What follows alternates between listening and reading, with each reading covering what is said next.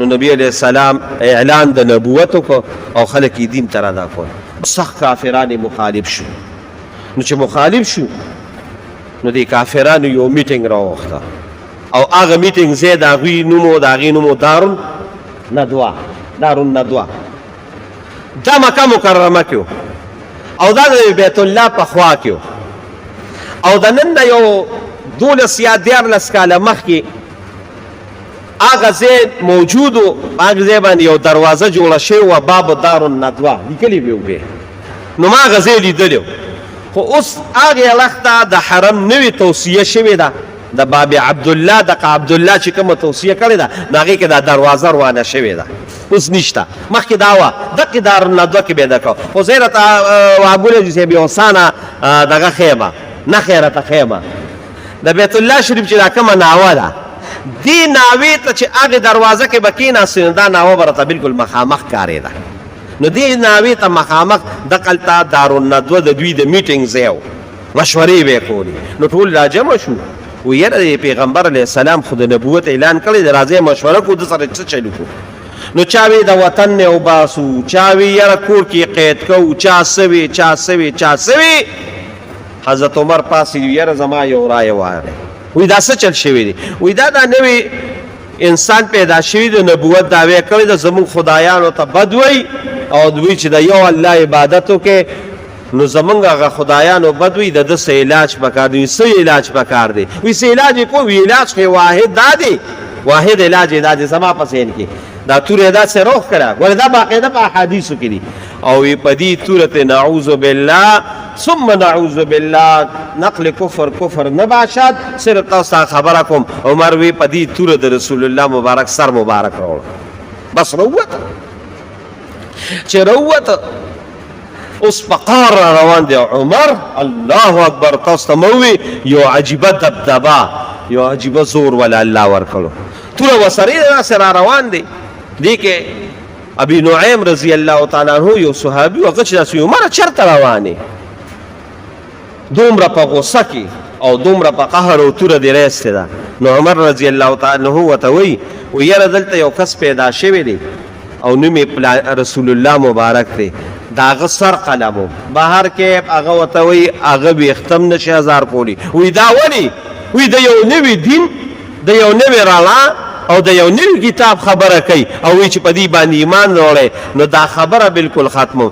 هغه ورته وی، هغه حضرت نعیم رضی الله تعالی عنہ وی د هغه به یو ویښته مزار نه کې هغه پرېږده، ته چې کومه رڼا ختمې، که چې کوم دین ختمې، کوم قرآن ختمې، هغه قرآن، هغه دین، هغه رڼا ستا کور ته راغلی، ستا خور مسلمانه شوې د فاطمه رضی الله تعالی عنها د ده خور وه.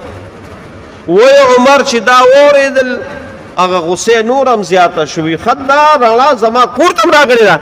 بهر کې کور ته راغی وربندو او دغه شان د حضرت عمر رضی الله تعالی عنہ خور اوخې بل استاد دې ځان پسې وربند کړی دی او د قرآن شریف هغه درس کوي. ور یې وډبه ور یې لرکه، وایي دا تاسو څه راوړي دي؟ نو دقې وخت کې د سورت طه آیاتونه نازل شو. طه ما انزلنا عليك القرآن لتشقى الا تذكرة لمن يخشى تنزيل ممن خلق الارض والسماوات العلى الرحمن على العرش استوى له ما في السماوات وما في الارض وما بينهما وما تحت الثرى وان تجهر بالقول فانه يعلم السر واخفى الله لا اله الا هو. الله غزات دی چې نشته بل ذات الا هو، دقه یو ذات دی. دی خلکو خو به د سوونو بوتانو عبادت کوي، خایو الله د یو الله عبادت.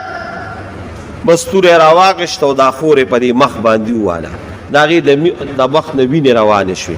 اخوا یې هغه خپل اوښې باندې را باندې کړې، اخوا یې هغه استاذ و هغه باندې را باندې کړې، دا واله او دغه کوي. دې کې حضرت عمر خور خو ډېره شجاع د عمر خور وه، هغه وله ورله او بهرحال هغې ورته وي تم زما د بابا نه پیدا یو زم پیدا یم. یو خبره یاد ساته چې دا وجود به ټوټې ټوټې کې، خو د دې وجود نه به دا لفظ ونځي چې الله لا اله الا هو وله الاسماء الحسنى. یاره دې خبرې د حضرت عمر په زړه داسې اثر وکړه، داسې اثر. ولې دا خبره د زړه نه راوتې وه. او اقبال څه وایي؟ دل سے جو بات نکلتی ہے اثر رکھتی ہے. د زړه نه چې کومه خبره راوځي که نه هغه اثر کوي یار. هغه داسې اثر کوي چې هغه راله شپه ورځ کوي او ورځ راله شپه کوي. بس چې ده ووي د عمر په زړه باندې د آیات ډېر لوی اثر وکړه. بس تورې د لاس نه پرېوته. وی خورې دا ته څه وې ته ماله دا الفاظ راکړه. هغه ورته دې وخت کې پلیتې ورشه ولامبه ویې لامبه او چې ویې لامبه بیا ورته یې راځه او د رسول الله صلی الله علیه وسلم خواله لاړه. ور یې وډبو چې ویې ډبو حضرت حمزه رضی الله تعالی عنه ورته داسې سلوک یې وکتل. نو د عمر خو یو لویه دبدبه وه. نو رسول الله مبارک له راغی وی عمر دی. وی عمر دی. وی ښه. نو حضرت حمزه رضی الله تعالی عنه ته ما ورته پرېږده. رسول الله مبارک ورته تا ورته نه پرېږده. ما ورته پرېږده بس. ور یې لر کړ او عمر رضی الله تعالی عنه یې د دې ځای نه وی عمره تا لا اسلام او دین نه دی راوړی. حضرت عمر رضی الله تعالی عنه څومره لوی شان والا و، څومره طاقتور او څومره پهلوان او څومره لوی شان یې لره. قسم په خدای هغه وی چې رسول الله مبارک کله زما د ګریوان ته لاس واچو نو د سر د ویښتو نه راواله تر د خپو د نوکه پورې ټول بدن مې ورپېده او د خولې ته روانې شو. فاطمه رضی الله تعالی عنها د حضرت عمر خور وی الله رسوله وی زور ولا مو ورکوه. رسول الله مبارک ورته عمر تعالی اسلام نه دی راوړی. نو خور ورته وی دقه اسلام نه راغلی ده. دی ورته ولې ووې یاره دلته تقي عثماني صاحب یو ناشنا نکته لیکلې ده او یو ډېره ښکلې مزیداره نکته چې تا له اسلام نه دی راوړی. د دې نه یو ورځ وړاندې د رسول الله مبارک دا شان مورې د دې نه یو ورځ وړاندې رسول الله مبارک صحابو سره ناست دی او داسې وي تاسو لاس اوچت کړئ یو دعا کوو. دا باقاعده په احادیثو کې دی. نو چې لاس صحابه اوچت کړ صحابي نوم رانیر شو چې دا کوم روایت کوي وی رسول الله مبارک داسې لاس اوچت کړ لږ ما ته متوجه شي وی اللهم اعز الاسلام باحد العمرین. خدای دې اسلام لا د دې دوه عمرو کې په یو عمر باندې شان او مقام او مرتبه ورکړي تقویت ورکړي. یا عمر ابن الخطاب یا عمر ابن الحشام.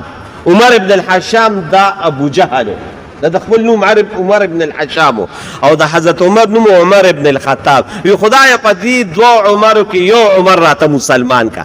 دا رسول الله مبارک دروازه دعا وکړه او د شپې حضرت عمر رضی الله تعالی عنہ لاس نیولې د رسول الله مبارک والا راغی. الله رب العالمین هغه دعا په یو ورځ کې قبول کړه. دا د رسول الله مبارک شان دی. دا ته شان دی نه وجویم چې دلته یو بل خبره کو دا د خپل پیغمبر مقام راته بیانو. دقه شان یو دعا یو بل پیغمبر کړی و. هغه پیغمبر څوک و؟ حضرت ابراهیم علیه السلام. ابراهیم علیه السلام چې کله بیت الله جوړ کړه نو دا د رسول الله صلی الله علیه وسلم د پیدایش د 4.5 کاله مخکې دا دعا وکړه. د رسول الله مبارک د پیدایش نه 4.5 کاله مخکې یو دعا یې کړې د قاري صاحب وایه ربنا وبعث فیهم رسولا منهم يتلو عليهم آياته ويزكيهم ويعلمهم الكتاب والحكمة. په مختلف اندازونو باندې راغلي ده. دقه ربنا وبعث فيهم رسولا. خدایا بیت الله مې جوړ کړه خو د دې بیت الله په دې جوړولو کې درته یو سوال دا کوم چې خدای زما په دې اولاد کې جناب محمد رسول الله پیدا کړي. نو دا دعا یې کله وکړه؟ 4,500 سال مخکې وکړه. د ابراهیم علیه السلام دعا 4,500 سال بعد بیا قبول شوه او رسول الله مبارک سار دعا وکړه او ماښام حضرت عمر اسلام راوړ. دا د رسول الله مبارک شان دی مقام. یاره چې اسلام یې راوړو قسم په خدای په ابن ماجه کې حدیث دی وی صحابو د خوشحالۍ نه د تکبیر آواز وکړه. وی دلته صحابه آواز وکړه هلته جبریل د اسمان نه راغی. دا په ابن ماجه کې حدیث را بچی راته هلته جبریل د اسمان نه راغی وی چې څنګه دلته نن خوشحاله صحابه د حضرت عمر په اسلام باندې کوي والله العظیم په عرش معلا کې فرشتیم د عمر په اسلام باندې خوشحاله کوي. عمر له الله دا شان ورکړی دی.